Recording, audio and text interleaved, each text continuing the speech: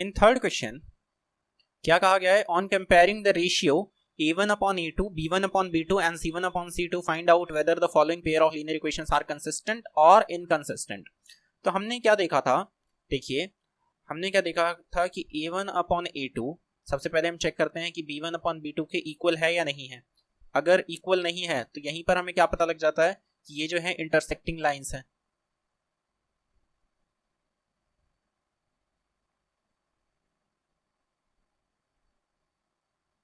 Intersecting lines हैं, intersecting lines होंगी तो फिर इसका मतलब यूनिक सॉल्यूशन होगा,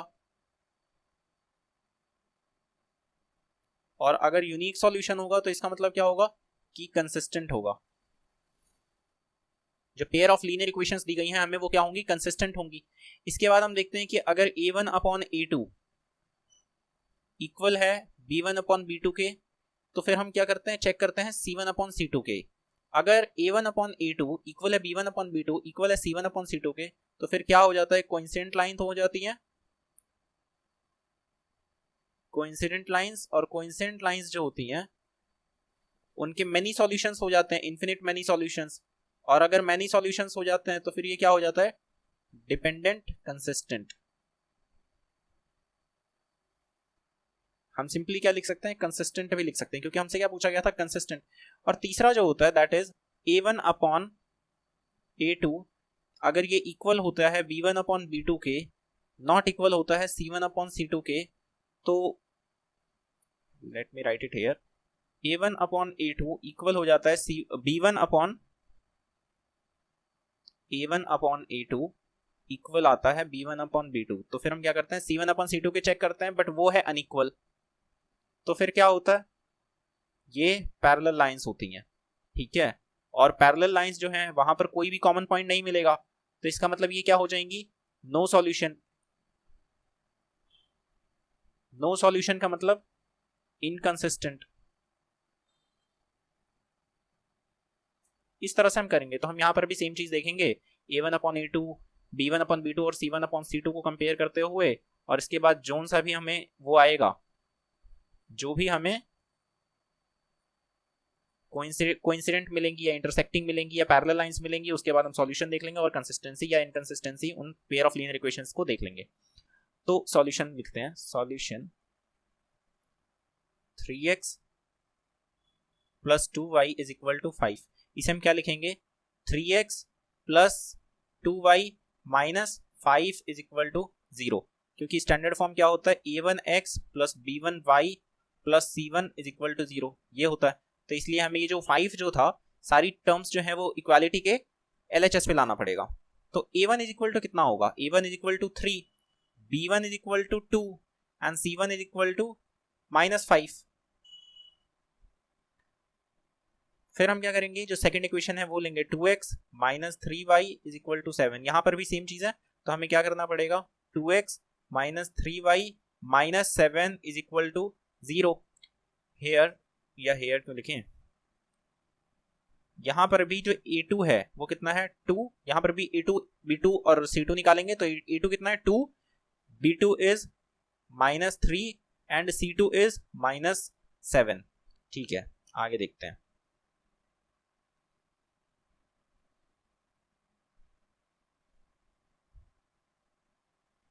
a1 upon a2 is equal to कितना आ रहा है, a1 अपॉन a2, जो a1 था दैट वाज 3, a2 वाज 2, तो a1 upon a2 is equal to 3/2। उसके बाद b1 अपॉन b2 की वैल्यू कितनी है, b1 था 2 और b2 कितना है -3।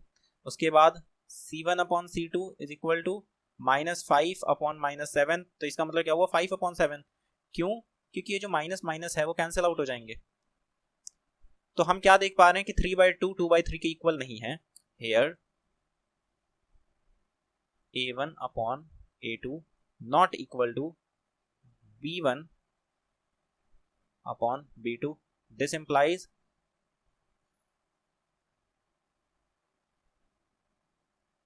intersecting lines, और इसका मतलब क्या हुआ, this implies given pair of linear equations जो है वो क्या है, consistent है, उनके solutions, उसका एक solution आएगा, ठीक है।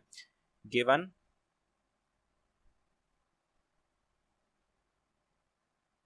Pair of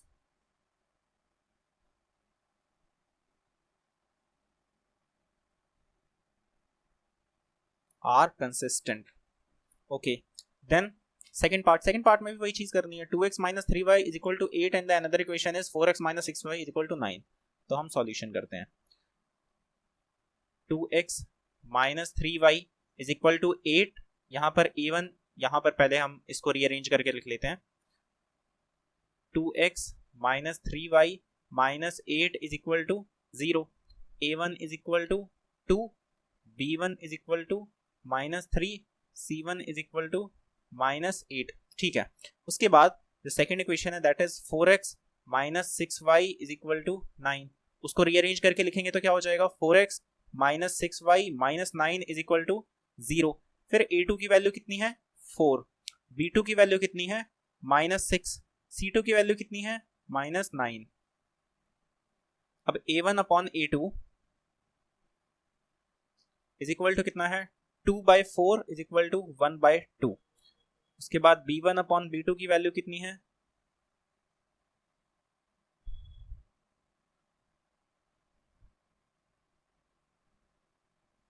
b1 upon b2 की वैल्यू है माइनस 3 अपॉन माइनस 6, ये भी कितना हो जाएगा 1/2 के equal. Then c1 upon c2 की वैल्यू कितनी है, c1 upon c2 is equal to minus 8 upon minus 9। Okay, so this is equal to 8 upon 9। Now यहां पर हम क्या देख रहे हैं कि a1 अपॉन a2 इक्वल है b1 अपॉन b2 के, but not equal to c1 upon c2। तो कौन सी लाइंस होंगी यहां पर, parallel lines. Here a1 upon a2 equal to b1 upon b2 not equal to c1 upon c2। This implies, इसका मतलब क्या है कि not coincident, these are parallel lines, these are what parallel lines. Parallel lines का मतलब क्या हुआ कि नो सॉल्यूशन, कोई भी सॉल्यूशन नहीं होगा इस लीनियर, ये जो लीनियर इक्वेशंस हैं इनका कोई भी कॉमन सॉल्यूशन, मतलब कॉमन पॉइंट तो होगा नहीं, पैरेलल लाइंस आएंगी तो इसका मतलब क्या होगा, कोई सॉल्यूशन नहीं होगा। दिस इंप्लाइज कि जो given pair of linear equations है वो क्या है, इनकंसिस्टेंट है।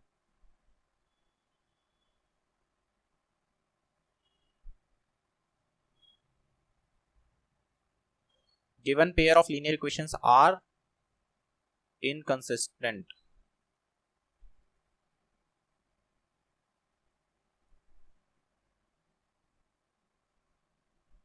Then third part, in third part we've been given as 3/2x plus 5/3y is equal to 7 and 9x minus 10y is equal to 14। यहां पर भी सेम है, सिर्फ थोड़ा सा फ्रैक्शन के टर्म्स में आ गए हैं, फ्रैक्शन में आ गया है कोफिशिएंट, उसको हम बहुत इजीली सॉल्व कर लेंगे। सॉल्यूशन क्या है कि 3/2x plus 5/3y is equal to 7। इसे हमें क्या करना पड़ेगा, रीअरेंज। तो 3/2x plus 5/3y minus 7 is equal to how much, it is equal to 0। So a1 is equal to कितना है 3/2, b1 इज इक्वल टू कितना है 5/3, c1 इज इक्वल टू कितना है माइनस 7। उसके बाद हमें सेकेंड वाली इक्वेशन लेनी है that is 9x minus 10y is equal to 14। इसको हम रीअरेंज करेंगे तो क्या हो जाएगा, 9x minus 10y minus 14 is equal to 0। So here a2 is equal to how much, it is 9, b2 is equal to how much, it is minus 10 and c2 is equal to कितना हो जाएगा, c2 is equal to minus 14। Here a1 upon a2 की value कितनी है, a1 कितना है 3/2 और a2 कितना है, a2 is 9 is equal to 3/2 into 9 is equal to 1/6। फिर b1 upon b2, b1 upon b2 is equal to कितना है, b1 upon b2 is equal to b1 is 5/3 and b2 is minus 10 is equal to क्या है 5/3 into minus 10 is equal to कितना हो जाएगा 1/6 but minus में। ठीक है, -1/6। तो यहीं पे हमें दिख रहा है कि a1/a2 not equal to b1/b2, तो हम क्या लिखेंगे, here a1/a2 is not equal to b1/b2। This implies कि इंटरसेक्टिंग लाइंस हैं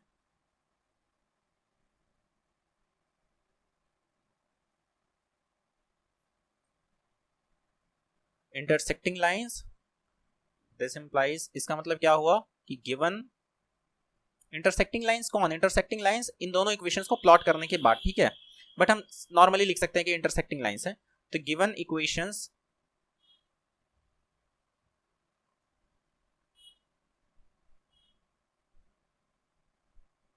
given pair of linear equations are क्या चीज, कंसिस्टेंट, क्योंकि इंटरसेक्टिंग लाइंस में क्या होगा, एक कोई सॉल्यूशन मिलेगा, यूनिक सॉल्यूशन, ठीक है, आर इनकंसिस्टेंस, यहीं पर हमारा सॉल्यूशन हो जाएगा। Now is there any other part? Yes, the fourth part में कहा जा रहा है कि 5x - 3y is equal to 11 and -10x + 6 is equal to -22। तो यहां पर क्या है, 5x - 3y is equal to 11, मतलब क्या है, 5x - 3y -11 is equal to 0, ठीक है। तो a1 इज इक्वल टू कितना होगा, 5, b1 इज इक्वल टू कितना होगा, -3 and c1 is equal to कितना होगा, -11। उसके बाद जो है यहाँ पर है -10x + 6y is equal to -22। तो इसको हम रीअरेंज करेंगे तो -10x + 6y + 22 is equal to 0। उसके बाद a1 की नहीं, a2 की वैल्यू कितनी आएगी, -10, b2 की वैल्यू कितनी आएगी, 6 एंड c2 की वैल्यू कितनी आएगी, 22। इसके बाद हमें क्या निकालना है, रेशियोज निकालते हैं।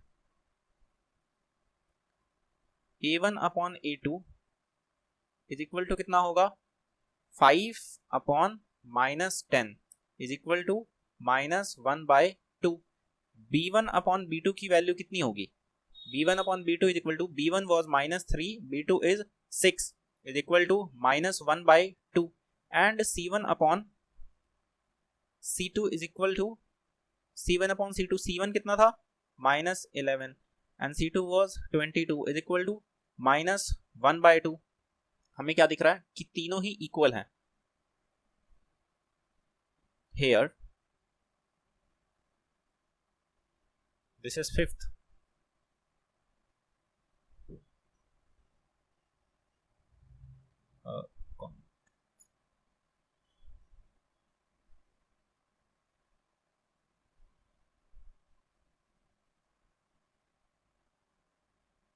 ठीक है, फोर्थ हम कर रहे हैं, ठीक है, फोर्थ पार्ट हम सॉल्व कर रहे हैं।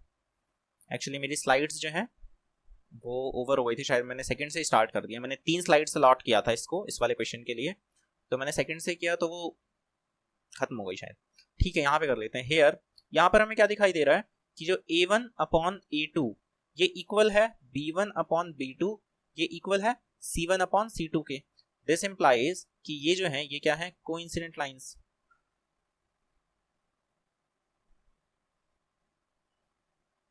दिस इंप्लाइज कि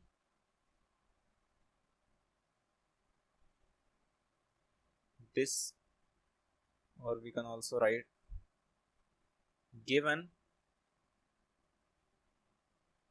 pair of linear equation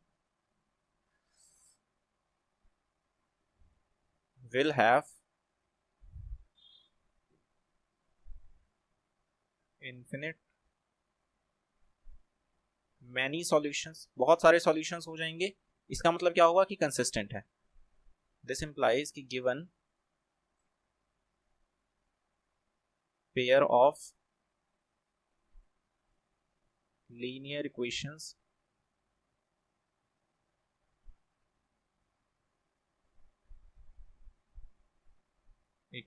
are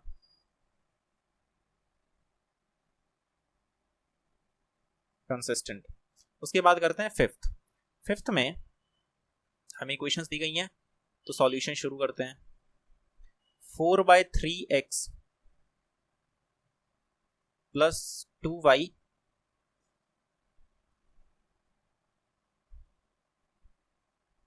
is equal to 8 and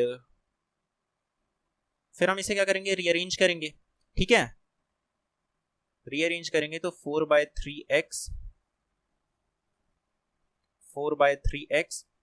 plus 2y minus 8 is equal to 0।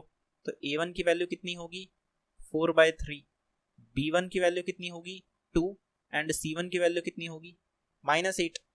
Similarly हम जो सेकंड इक्वेशन है उसके लिए कोफिशिएंट्स पता करेंगे। सेकंड इक्वेशन क्या है, 2x plus 3y is equal to 12। इसको रीअरेंज करेंगे तो क्या होगा, 2x plus 3y minus 12 is equal to 0। So a2 की वैल्यू कितनी होगी 2 एंड b2 की वैल्यू 3 एंड c2 की वैल्यू -12 हेयर। अब हम क्या करेंगे, रेशियोज पता करेंगे। रेशियोज हमें पता करने होते हैं। a1 upon a2 is equal to कितना होगा, a1 is 4/3 and a2 is 2 is equal to 2/3। ठीक है, उसके बाद b1 अपॉन b2 ये कितना होगा, b1 अपॉन b2, कहीं इस बार भी स्लाइड्स तो कम नहीं हो रही ना, चलो ठीक है। b1 upon b2 is equal to, b1 is how much is b1, b1 is 2 and b2 is 3। ठीक है, and c1 upon c2, c1 upon c2 कितना है, c1 was -8 and c2 is -12। ये कितना हो गया 2/3 हो गया। ठीक है, तो यहां पर भी हमें क्या पता चल रहा है, here a1 upon a2 is equal to b1 upon b2 is equal to c1 upon c2। This implies कि कौन सी लाइन होंगी, कोइंसिडेंट लाइंस। अगर तीनों इक्वल हो जाते हैं तो क्या हो जाता है, कोइंसिडेंट लाइंस। और अगर कोइंसिडेंट लाइंस हैं दिस इंप्लाइज कि जो given pair of linear equation है, given pair of linear equation are consistent. ठीक है, उसके बाद हमारे पास क्वेश्चन 4 आ जाता है।